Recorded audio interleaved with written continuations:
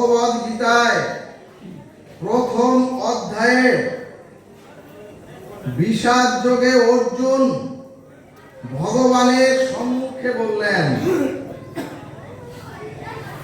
হে কুন্তেয়, হে কৃষ্ণ, আত্মীয় বধ করে আত্মীয়ের রক্তে রঞ্জিত হয়ে আমি রাজ্য সিংহাসন চাই না। এরপরে বললেন, হে কৃষ্ণ, আমার সম্মুখে যুদ্ধ করতে যারা উপনীত হয়েছেন তারা সকলেই আমার পরিবারের আপনজন। এরপরে বললেন, হে সখা, আমি প্রয়োজনে ভিক্ষা করে খাবো। হে সখা, তবুও আত্মীয় স্বজনের রক্ত ক্ষয়ে হে কৃষ্ণ, আমি রাজ্য সিংহাসনে বসতে চাই না। এরপরে বললেন, হে কেশব, আমি বিষাদগ্রস্ত। হে কেশব, আমি রোগগ্রস্ত শোকগ্রস্ত হয়ে কিং কর্তব্য বিমূঢ় হচ্ছি। এবং সুধীজন, এরপরই অর্জুন বিমর্ষ হয়ে রথের উপরে কর্তব্য কর্ম পরিহার করে গান্ডীব ছেড়ে বসে পড়লেন। অর্থাৎ সুধীজন, অর্জুন শ্রীমদ্ ভগবদ গীতার প্রথম অধ্যায়ে শ্রী ভগবানকে বললেন তার কুল নষ্ট হবে আর তার ধর্ম নষ্ট হবে, এবং যদি কুল ক্ষয় হয় তাহলে বর্ণ সংকর সৃষ্টি হবে, আর যদি বর্ণ সংকর হয় তাহলে পূর্বপুরুষগণ আর উদ্ধার হবে না। এবং আত্মীয়ের রক্তে রঞ্জিত হয়ে আমি, অর্জুন বলছে, হে কেশব, আমি রাজ্য সুখ চাই না। ভক্তগণ, অর্জুনের এই কথাগুলি ন্যায় এবং যুক্তিসঙ্গত মনে হলেও ভগবান গীতার দ্বিতীয় অধ্যায়ে প্রথম মুখ খুলেই বললেন, ক্লৈবং মাস্য গমপার্থ নৈন পর্যুপাসতে ক্ষুদ্র হৃদয়ং দুর্বলং ত্যক্ততিষ্ঠ পরন্তপ।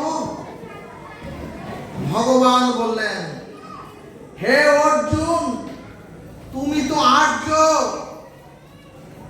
তাহলে হে অর্জুন, তোমার মধ্যে অনার্যচিত ক্লীবতা আর তোমার মধ্যে হে অর্জুন এই দুর্বলতা কোথা থেকে এলো? হে অর্জুন, তোমার হৃদয় এত ক্ষুদ্র হলো কিভাবে? ভক্তগণ, ভগবানের প্রিয় সখা এত তেজস্বী বীর, সেই অর্জুন সিদ্ধান্ত নিতে পারছেন না কোনটা এই চরাচরে তার কর্তব্য। অর্জুন সিদ্ধান্ত নিতে পারছেন না কোনটা তার জন্য ঐকান্তিক মঙ্গল। সুধীজন, দর্শন শাস্ত্রের সার এই সার্বভৌম শ্রীমদ্ ভগবদ গীতা আমাদের সকলকে বলছেন, ওগো, তোমরা মনুষ্য প্রাপ্ত হয়ে তোমাদের জ্ঞান, তোমাদের মেধা আর তোমাদের বুদ্ধিবৃত্তি দ্বারা তোমাদের জীবনের প্রধান কর্তব্য নির্ণয় করতে তোমরা পেরেছ তো? সুধীজন, তখন ভগবান অর্জুনকে প্রশ্ন করে বললেন, হে অর্জুন, তুমি কোন ভূমিকায় আমার কাছে জিজ্ঞেস করছো তোমার কোনটা মঙ্গল? তখন অর্জুন বলছেন, হে কেশব, আমি এতদিন তোমাকে সখা বলে জেনেছি। অর্জুন বলছেন, হে কৃষ্ণ, এতদিন তোমার সাথে এক শয্যায় আমি এক শয্যায় শয়ন করে তোমার সাথে আমি অনেক উপহাস করেছি। হে সখা, একসাথে কত জল কেলি করেছি। হে সখা, একসাথে কত ভোজন করেছি। হে সখা, তোমার সাথে কত আমরা ঘর তৈরি খেলা খেলেছি। কিন্তু হে কৃষ্ণ, তোমার কি মনে আছে এ চরাচরে তুমি এসে একদিনও ঘর তৈরি খেলায় তুমি ঘর তৈরি করতে পারোনি? হে জনার্দন, আজ আমি শিষ্যের ভূমিকায় তোমার চরণে অনুগত হয়ে প্রশ্ন করিতেছি।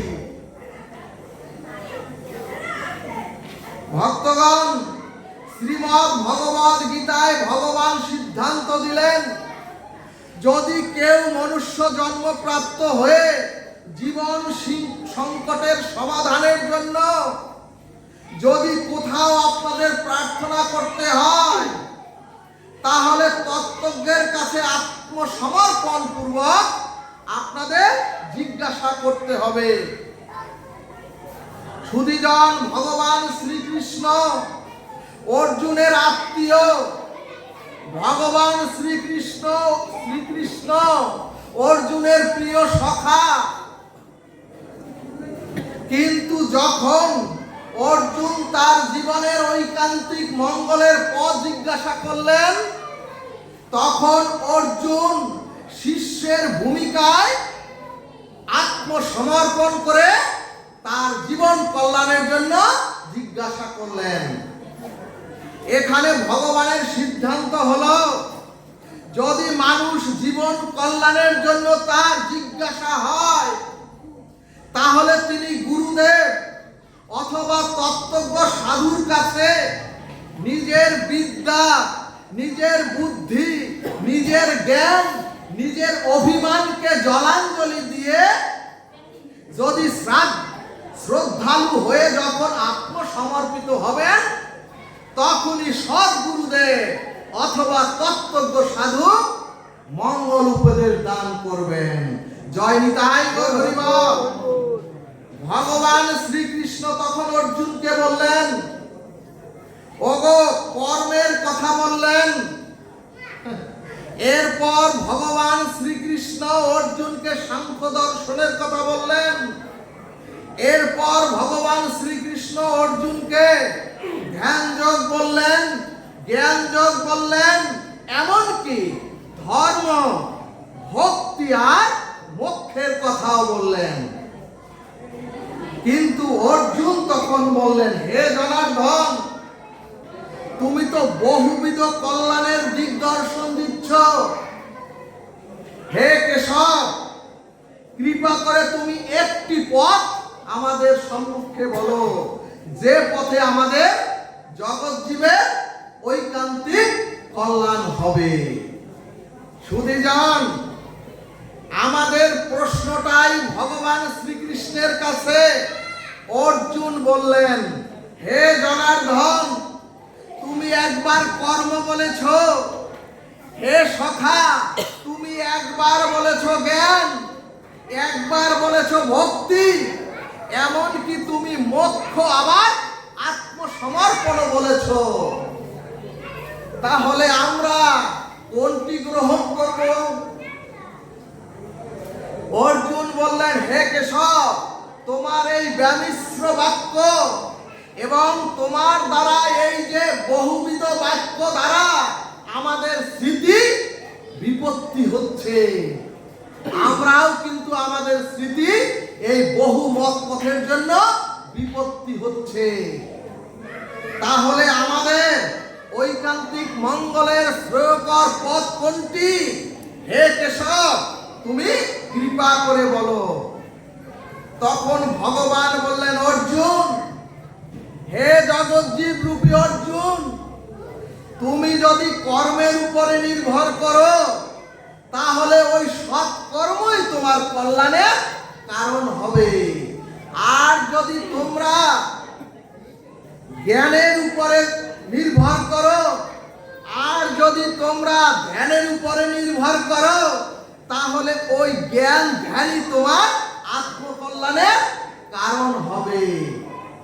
এরপরে বললেন, শোনো হে অর্জুন, তুমি যদি শুধু ধর্মের উপরে নির্ভর করো, অর্থাৎ আমরা যে প্রচলিত ধর্ম করি সেই ধর্মের কথা ভগবান বললেন, তুমি যদি প্রচলিত ধর্মের উপরে নির্ভর করো তাহলে ওই ধর্মেরই দায় পড়বে তোমাকে উদ্ধার করা। এরপরে বললেন, তুমি যদি ভক্তির উপরেও নির্ভর করো অর্জুন, তাহলে তোমার ভক্তির উপরে উদ্ধারে নির্ভর করবে। কিন্তু সুধীজন, কিন্তু মাগো, তুমি যদি আমাতে, ভগবান সর্বশেষে বললেন, তুমি যদি আমাতে আমার চরণে সমর্পণ করতে পারো, তখন কর্ম, ওই জ্ঞান, ওই ধ্যান ধর্ম ভক্তি নয়, তখন ভগবান বলছেন আমারই দায় পড়বে তোমার সর্বময় কল্যাণ করা আর তোমাকে উদ্ধার করা। বলো মন রাধা কৃষ্ণকে।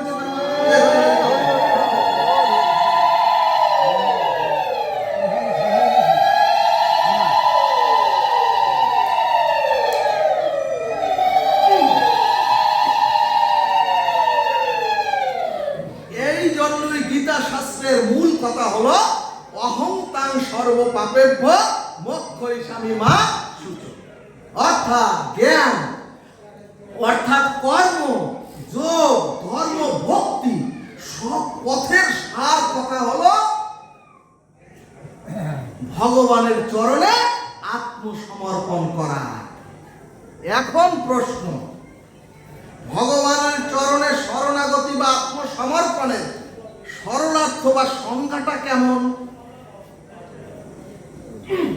এখানে গোস্বামীগণ সিদ্ধান্তে বললেন, ও ভগবান, আমি তোমার হলাম, ও ভগবান আমি তোমার হলাম, এটা মুখে বদনে বললে হবে না। ভাগবত সিদ্ধান্তে বললেন, তুমি যে ভগবানের চরণে সম্পূর্ণ আত্মসমর্পণ করেছ, এর কয়েকটি লক্ষণ থাকতে হবে। সুধীজন এবং ভক্তগণ, আত্মসমর্পণের প্রথম লক্ষণ হলো আনুকূল্যস্য সংকল্প। অর্থাৎ সুধীজন, ভগবানের চরণে তখনই আত্মসমর্পণের শুভ সূচনা হবে যখন ভগবানের সুখ সেবার জন্য,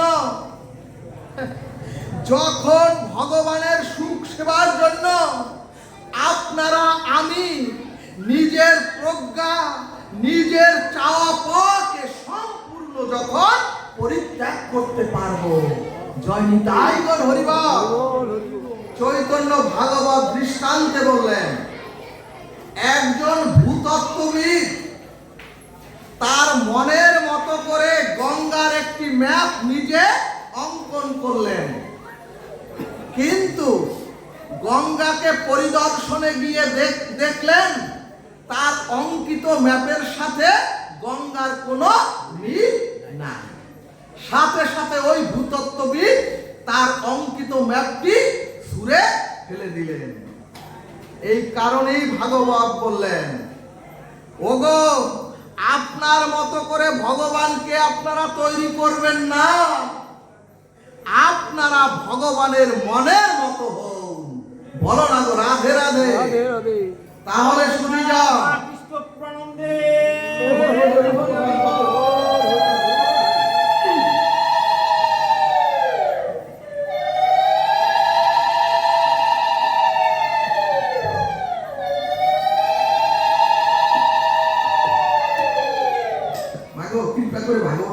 উলুধ্বনি দিবেন।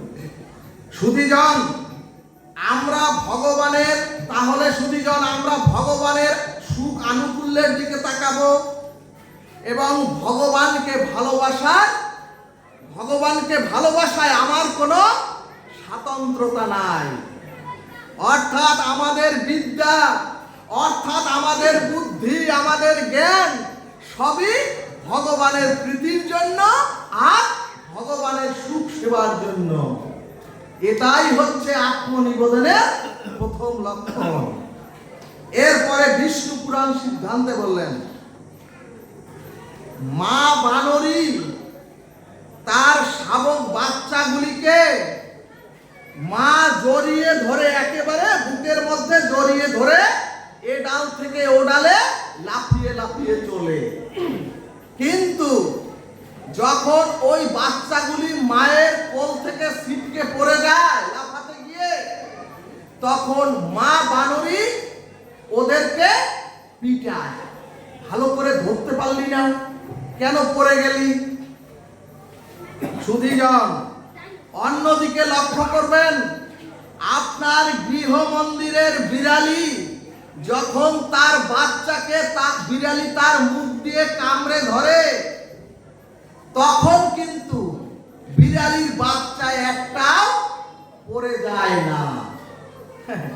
এখানে মহাজন বললেন, ওগো ঠিক তদ্রূপ তোমরাও ভগবানকে বলো, হে পতিত পাবন, হে ভগবান, আমরা তো বহুবার বহু জন্মে তোমাকে আঁকড়ে ধরার বহু চেষ্টা করেছি, কিন্তু বারবার জন্মে জন্মে আমরা পড়ে গেছি।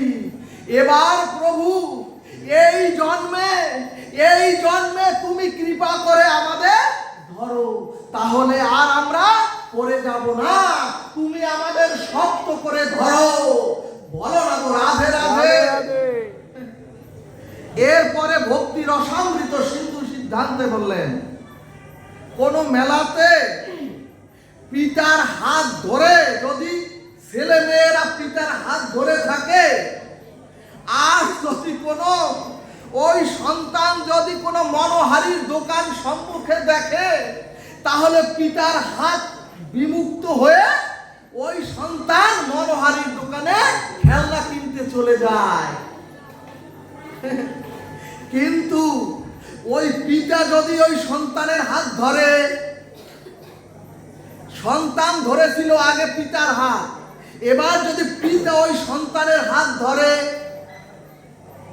তাহলে ওই সন্তানের হাত, বাচ্চা মরামরি করলেও সন্তানের হাত পিতা ছাড়ে না। ঠিক তেমনি ভগবানকে সকলেই বলুন, আমি তো তোমাকে ধরতে চেষ্টা করি, কিন্তু বারে বারে পড়ে যাই। কাজী হে দয়াল, কাজী হে পতিত পাবন, এবার কৃপা করে তুমি আমাদের ধরো। এবং এটাই আত্মসমর্পণের প্রথম লক্ষণ, আনুকূল্যেশ্বর সংকল্প। এরপরে ভগবানের চরণে আত্মসমর্পণের দ্বিতীয় লক্ষণ হলো প্রতিকূলেশ্বর বিবর্জনম। প্রতিকূলেশ্বর বিবর্জনম। ভক্তগণ, সাধক পথে চলা ভাগবতের এই তত্ত্বই হলো দিগদর্শন। অর্থাৎ সুধীজন ভক্তি বিরোধী, অর্থাৎ সুধীজন শাস্ত্র বিরোধী অথবা ভগবানের প্রতিকূল আচরণ আমাদের জীবন থেকে পরিহার করতে হবে।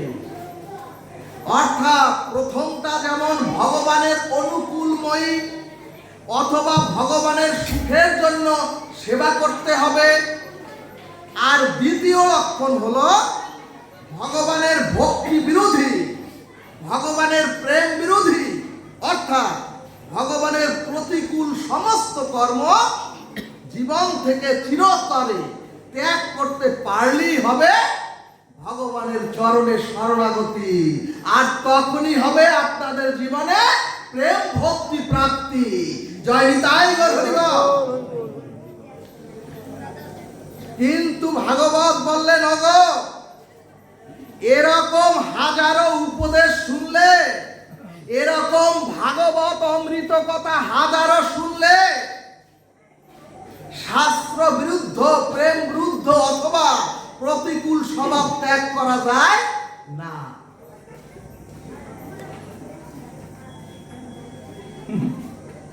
ও মাগো, কতই তো সাধু সঙ্গ করলেন, কতই তো ভাগবত শুনলেন, আর কতই তো গৃহে বসে কি পড়েন আপনারাই জানেন, আর কতই তো হরিনাম যজ্ঞ করলেন। এই হরিনাম 3 দিন যজ্ঞ করলেন, যদি আপনার বদনে হরিনাম না নিতে পারেন, এই কীর্তনীয়রা মুখে হরিনাম করলে আপনার কি হবে? মৃত্যুর সময় আপনাকে তো এই কীর্তনীয়রা আপনার বদনে হরিনাম বলে দেবে না।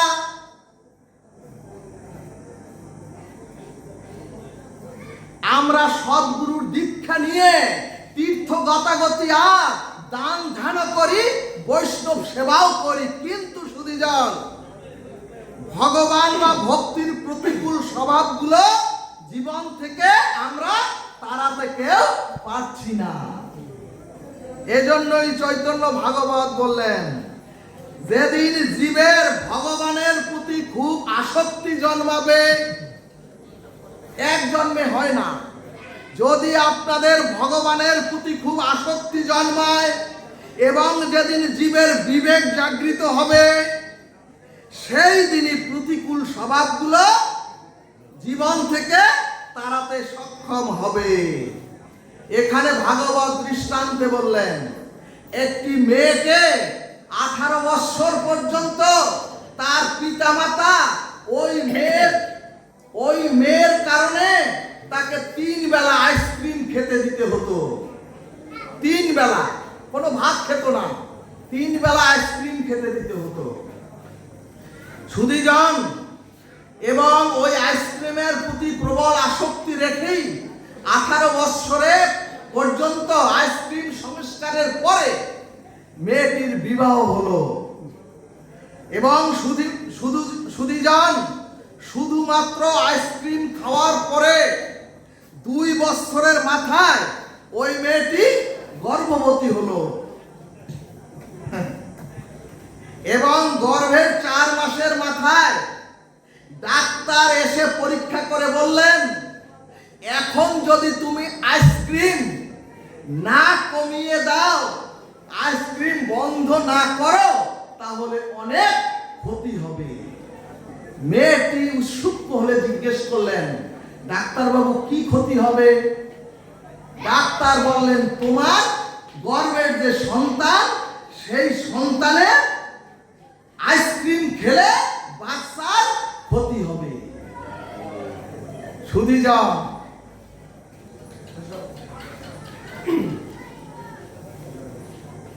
ভক্তগণ যখন শুনেছে তার গর্ভের বাচ্চার ক্ষতি হবে, তখন কঠিন সিদ্ধান্ত নিল ওই মেয়েটি, আইসক্রিম খাবো না, কমিয়ে দেব। ভাগবত বললেন, সন্তানের প্রতি মায়ের এক প্রগাঢ় মমতায়, সন্তানের প্রতি ভালোবাসায় 18 বছরের অভ্যাস ছাড়ার জন্য প্রস্তুতি নিল। ঠিক তদ্রূপ যেদিন ভগবানের প্রতি আপনার আসক্তির একটা প্রগাঢ় মমতা আসবে, যেদিন ভগবানের প্রতি আপনার জীবনে একটা ভালোবাসা তৈরি হবে, ওই দিন থেকে আপনিও ভগবত বিরোধী, ওই দিন থেকে আপনিও ভক্তি বিরোধী অভ্যাসগুলো ত্যাগ করে দিবেন। জয় নিতাই গৌর হরি বল। এখানে ভাগবত বললেন, ভক্তি জ্ঞান বৈরাগ্য ইতি বিবেক বর্ধিতা। প্রথম বললেন ভক্তি, তারপরে জ্ঞান, তারপরে বৈরাগ্য, তারপরে হয় বিবেক। শুনুন তাহলে, অর্থাৎ যখন আপনার ভক্তি জ্ঞান বৈরাগ্য আসবে, তখন আপনার বিবেক বৃদ্ধি পাবে। ভাগবত বললেন, এরকম লক্ষ কোটি যাগ যজ্ঞ এরকম লক্ষ কোটি টাকা দান দেন, কিছুই কাজে আসে না যদি হরিনামকে আপনি গ্রহণই না করতে পারেন। এই কারণে ভক্তি রসামৃত সিন্ধু বললেন, প্রথমত গর্ভে সন্তান এলে ওই মেয়ের তার সন্তানের প্রতি ভক্তির দ্বারা আইসক্রিম খাওয়া কমিয়ে দিল। আর দ্বিতীয়ত আইসক্রিম খেলে গর্ভের সন্তান অসুস্থ হয়ে জন্ম নেবে। এই যে প্র্যাকটিক্যাল জ্ঞান, এই প্র্যাকটিক্যাল জ্ঞান ওই মেয়েটির মধ্যে উৎপন্ন হওয়ায় মেয়েটি চিন্তায় পড়ল, অর্থাৎ আমার নিরন্তর আইসক্রিম খাওয়া উচিত হয়নি। বুঝাতে পেরেছি সুধীজন? তাহলে ভক্তি এবং জ্ঞান এলো। মেয়েটির প্রথম সন্তানের বাৎসল্যতায় তার ভক্তি এলো, তারপর প্র্যাকটিক্যাল জ্ঞান হলো। এখন ত্যাগ বৈরাগ্য কিভাবে আসবে আমাদের? এখানে ভাগবত দৃষ্টান্তে বললেন, একদিন ওই মেয়েটি আইসক্রিম ফ্যাক্টরিতে গিয়া দেখলেন কদাকর একেবারে নোংরা আবর্জনা যুক্ত পরিবেশে আইসক্রিম তৈরি হচ্ছে। সুধীজন, যখন আপনি শ্মশানে দাহ করা ব্যক্তিকে সচক্ষে বিবেক দ্বারা দর্শন করবেন, সেদিন বুঝবেন কি খাচ্ছি। যখন ওই মেয়েটি আইসক্রিম ফ্যাক্টরিতে গিয়ে দেখলো কাদা নর্দমা দুর্গন্ধযুক্ত কদাকার জায়গার মধ্যে আইসক্রিম তৈরি হচ্ছে, সেদিন ওই মেয়েটি কঠিন সিদ্ধান্ত নিলেন, চিরকালের জন্য আর আইসক্রিম আমি গ্রহণ করব না। অর্থাৎ ওই মেয়েটির বৈরাগ্য ত্যাগ চলে এলো। বলো না গো রাধে রাধে,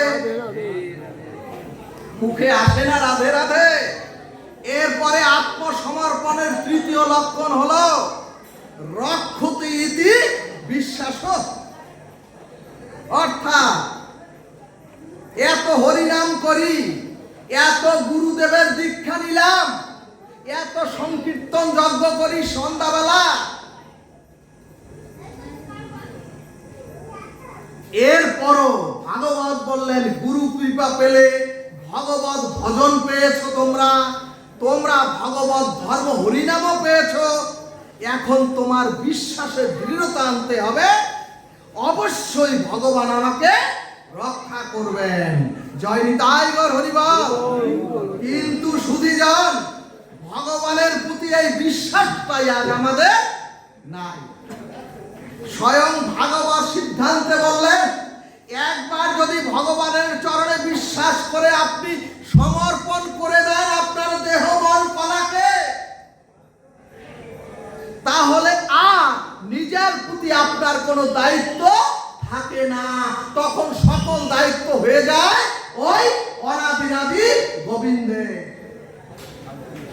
এরপরে ভক্তি রসামৃত সিদ্ধু বললেন, ওগো বিক্রি করা গরু আপনি উপযুক্ত মূল্য নিয়ে দড়ি খুঁটা দিয়ে বিক্রি করে দিলেন, তাহলে পরের দিন ওই গরু কোথায় থাকবে, কি খাবে, আর ওই গরুটি কোথায় ঘাস খাবে, তখন আর ওই গরুটি রক্ষণাবেক্ষণের দায়িত্ব আপনার নাই, থাকলো না। ঠিক তেমনি এই শরীর মন ইহকাল পরকাল সর্বস্ব ভগবানের চরে সমর্পণ করে দিলে আমার সর্বস্ব দায়িত্ব তো ওই ভগবানের।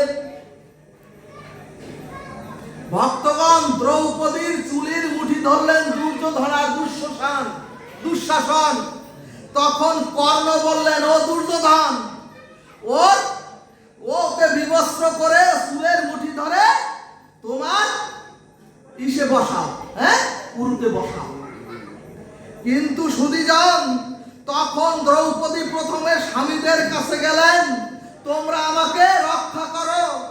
এরপর বিশ্বজয়ী অর্জুনের কাছে গেলেন, বলশালী ভীমের কাছে গেলেন, এরপরে ন্যায় নীতি পরায়ণ যুধিষ্ঠিরের কাছেও গেলেন, কিন্তু সকলেই মাথা নিচু করে রইলেন।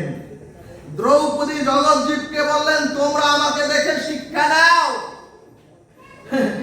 ওই ভীমরূপী তোমার বল, ওই তোমার কেউ তোমাদের ভগবান ছাড়া উদ্ধারকারী কেউ নাই। এরপর দ্রৌপদী পিতামহ ভীষ্মের কাছে গেলেন, যে ভীষ্মদেব সূর্যের গতিকে তার তরোয়াল দ্বারা গতিরোধ করতে পারতেন। সেই ভীষ্মদেব মাথা নিচু করে রইলেন। শুধু যান, এখানে মহাভারত দৃষ্টান্ত দিলেন, যখন দ্রৌপদী দুই হাত তুলে সমর্পিত হয়ে হে মধুসূদন বলে একবার দুই হাত তুলে রক্ষা করে বললেন, তখন গোবিন্দ নিজে বস্ত্র অবতার হয়ে শারীরিক রূপ ধরে দ্রৌপদীকে পেঁচিয়ে রক্ষা করলেন।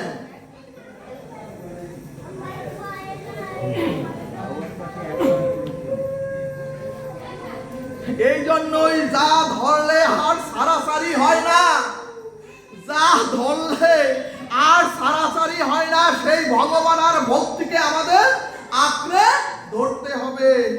এরপরে ভাগবত বললেন, ওগো পাপ আর পুণ্য দুটাই ক্ষয়িষ্ণু ক্ষয়শীল। অর্থাৎ আমাদের যে রোগ শোক হয়, আমাদের যে দুঃখ যন্ত্রণা হয়, এটা নিদারুণ কর্মফলের দ্বারা, প্রায়শ্চিত্তের দ্বারা আমরা যে পাপ করি সেই পাপটা ক্ষয় হয়। আবার অন্যদিকে আমরা যে দান ধ্যান করি, পুণ্যাদি ক্রিয়া করি, এবং পুণ্যাদি ক্রিয়ার জন্য যে পুণ্য হয়, সেই পুণ্য আমরা যে সুখ ভোগ করি, সেই সুখ ভোগের দ্বারা ক্ষয় হয়ে যায়। এই কারণেই বেদাদি শাস্ত্র বললেন, পাপ পুণ্য বিনাশশীল, কিন্তু অক্ষয় অবিনাশী হলো ভগবানের ভজন রূপ ভক্তি। ভাগবত গজেন্দ্র উপাখ্যানে দৃষ্টান্ত দিলেন, রাজা ইন্দ্রদ্যুম্ন গুরুদেব অগস্ত্য ঋষির চরণে সমর্পিত হয়ে রাধা মাধবের ভজনে রত ছিলেন। কালক্রমে একদিন শ্রী গুরুদেব অগস্ত্য ঋষি তার শিষ্য রাজা ইন্দ্রদ্যুম্নের ভজন স্থলে আসলেন। কিন্তু সুধীজন, গুরুদেব অগস্ত্য ঋষিকে দেখে রাজা ইন্দ্রদ্যুম্ন উঠে তাকে প্রণতিও জানালেন না, এবং দাঁড়িয়ে তাকে করজোড়ে নমস্কারও করলেন না। অর্থাৎ গুরুদেবকে সম্মান করলেন না রাজা ইন্দ্রদ্যুম্ন।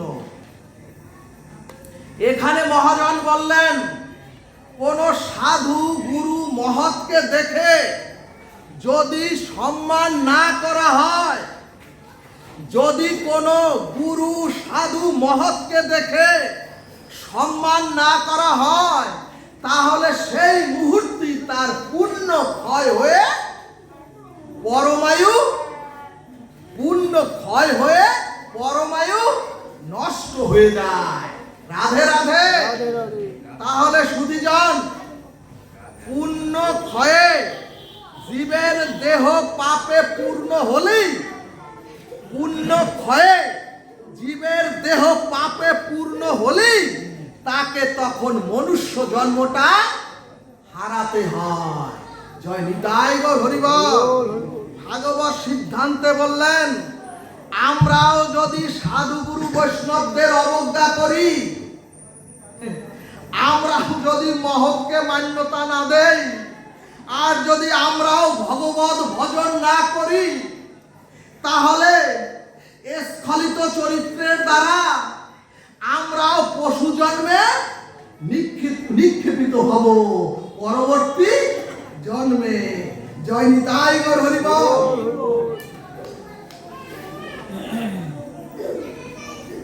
বিষ্ণু। ঠিক তদ্রূপ শ্রী গুরুদেব অগস্ত্য ঋষিকে অভিসম্পাত করে বললেন, শ্রী গুরুদেব অগস্ত্য ঋষি অভিসম্পাত করে বললেন, রাজা ইন্দ্রদ্যুম্ন, তুমি হস্তি জন্ম গ্রহণ করো। এখানে মহাজন বললেন পুণ্য ক্ষয়ে পাপে পূর্ণ হলো বলি, পুণ্য ক্ষয়ে রাজা ইন্দ্রদুম্ন পুণ্য ক্ষয়ে পাপে পূর্ণ হলো বলি ইন্দ্রদুম্ন রাজা মনুষ্য জন্ম হারিয়ে হস্তি জন্ম পেল। কিন্তু সুধীজন সর্ববেদান্ত সার প্রমাণ দিলেন, এই যে অর্জিত ভক্তিটুকু ওই গজেন্দ্রেরও নষ্ট হয়নি। জয় নিতাই গৌর হরিবল। অর্থাৎ ভক্তগণ, হরিনাম জপে আপনারাও যে যতটুকু ভগবত ভজন করেছেন, আর ওই যে রাজা ইন্দ্রদুম্ন সে যতটুকু গুরুচরণ আশ্রয় করে রাধা মাধবকে যতটুকু উনি তার বুকে আঁকড়ে ধরেছিলেন, সেইটুকু ভজন ভক্তি নষ্ট হয়নি। ভাগবত গজেন্দ্র উপাখ্যানে দৃষ্টান্ত দিলেন। গজেন্দ্র স্ত্রী পুত্র কন্যা নিয়ে অতি আনন্দে, আমরা যেমন তীর্থ ভ্রমণে যাই মহা আনন্দে, গজেন্দ্র মহা আনন্দে তার স্ত্রী পুত্র কন্যা সকলকে নিয়ে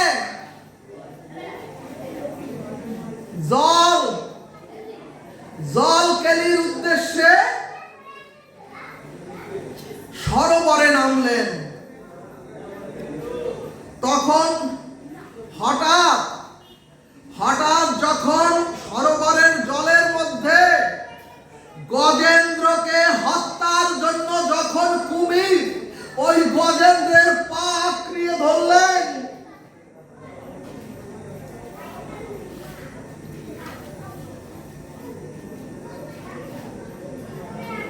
এবং স্ত্রী পুত্র কন্যারা অনেক চেষ্টা করে যখন ব্যর্থ হলেন, আর যখন সন্ধ্যা ঘনিয়ে এলো, তখন সাথের ওই স্ত্রী পুত্র কন্যা সকলে নিজ গৃহে ওই গজেন্দ্রকে মৃত্যুর মুখে ফেলে চলে গেলেন। সুধীজন, আর যখন গজেন্দ্রের এ জগতে কেউ রইল না, যখন স্ত্রী পুত্র সব তাকে ছেড়ে চলে গেলেন, যখন গজেন্দ্রের এই চরাচরে আর কেউ থাকলেন না তার মৃত্যুর সময়, যখন কুমিরের সাথে যুদ্ধে গজেন্দ্রের রূপ হাতি, গজেন্দ্রের দেহের শক্তি বল যখন নিঃশেষ হয়ে গেল, আর যখন ওই গজেন্দ্র আমাদের মতো সর্বহারা হলেন, এখানে ভাগবত সংকেত দিলেন ওই সরোবরের কুমিরটাই হচ্ছে আমাদের কাল বা মৃত্যু।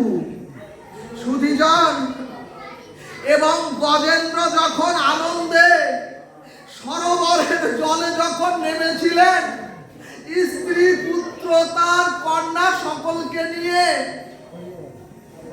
তখন গজেন্দ্র খুব গর্ব করে বলেছিলেন, ওরে আমার গায়ে যে শক্তি আছে, ওরে তাছাড়া আমার সাথে দেখো তোমরা, আমার সাথে স্ত্রী পুত্র কন্যা আমার সাথে সকলেই আছে, আর জলের মধ্যে যদি কোনো বিপদে পড়ি তাহলে এরাই আমাকে রক্ষা করবে, এরাই আমাকে বাঁচাবে। ঠিক তদ্রূপ আমরাও সাধু সঙ্গে সাধন ভজন থেকে দূরে থেকে, আমরাও সাধু সঙ্গ থেকে দূরে থেকে, আমরাও রাধা মাধবকে ভজন থেকে বাদ দিয়ে আমরাও মনে করি আমার সাথে স্ত্রী পুত্র সহ অনেক আত্মীয় স্বজন আছে আমার পাশে, আমার বিপদে তারাই রক্ষা করবে আর তারাই আমাকে বাঁচাবে। কিন্তু সুধীজন, যেদিন মৃত্যুরূপ কুমির আপনার আমার জীবনেও আসবে, যেদিন মৃত্যুরূপ ভয়ঙ্কর সেই মহাকাল বিভৎস রূপে আপনাদের সম্মুখে আমার সম্মুখে এসে দাঁড়াবে,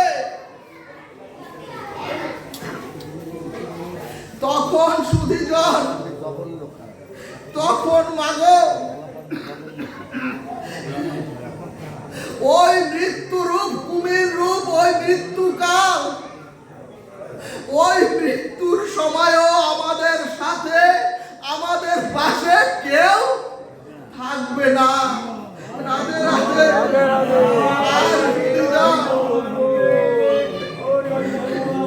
আর সুধীজন, যখন ভয়ঙ্কর মহাকাল মৃত্যু থেকে উদ্ধার করার ক্ষমতাও এই চরাচরে কাউ রাখেন না। এবং দেখবেন মৃত্যুর পরে যাদের যাদের আপনারা জ্ঞাতিহারা হয়েছেন, দেখবেন মৃত্যুর পরেই কাল বিলম্ব না করে এই চন্দন আর তিলক দিয়ে প্রস্তুত করে শ্মশানে নেওয়ার জন্য একটু গীতা অমৃত না দিয়ে, মুখে কর্ণে একটু হরিনাম না দিয়ে, মালা চন্দন দিয়ে সাজিয়ে তারপরে তাড়াতাড়ি কিভাবে শ্মশানে নেবে সেই প্রস্তুতি গ্রহণ করে আপনার জন্য হবে, আমার জন্য তাই হবে। ভাগবত সিদ্ধান্ত দিলেন, যখন গজেন্দ্রের সরোবরে একেবারে শেষ অবস্থা, যখন গজেন্দ্রের এই চরাচরে এই জগতে আর কেউ রইল না, তখন গজেন্দ্রের ওই যে পূর্ব জন্মের যে রাধা মাধবকে গুরু চরণ আশ্রয় করে রাধা মাধবকে যতটুকু ভজন সাধন করেছিলেন, সেই ভক্তির জোরে ওই গজেন্দ্র তার সুর উঁচু করে বললেন, হে দীনবন্ধু, হে পতিত পাবন, বিদ্যুৎ কেস, হে জগদীশ্বর, তুমি আমাকে রক্ষা করো। সুধীজন, আপনিও যদি কখনো হা গোবিন্দ, হা কৃষ্ণ বলে নয়নের বাড়ি ছেড়ে দিতে পারেন, গোবিন্দ কোন ভক্তের কষ্ট সহ্য করতে পারেন না।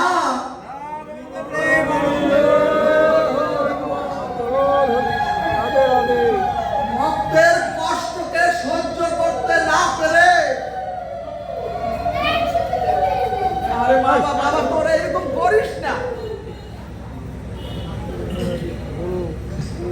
সুধীজন, ভক্তের কষ্ট সহ্য করতে না পেরে ভক্তের মধুর ক্রন্দনে, ভক্তের ওই ভক্তির মহিমায়, পূর্ব জন্মের ওই ভক্তির মহিমায় ভগবান সন্তুষ্ট হয়ে ভগবান নারায়ণ বৈকুণ্ঠ ছেড়ে চলে এলেন।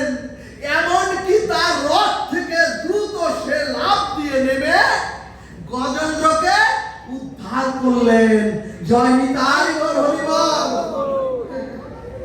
গজেন্দ্রকে মৃত্যুকূপ থেকে উদ্ধার করলেন। অজামিলের মতো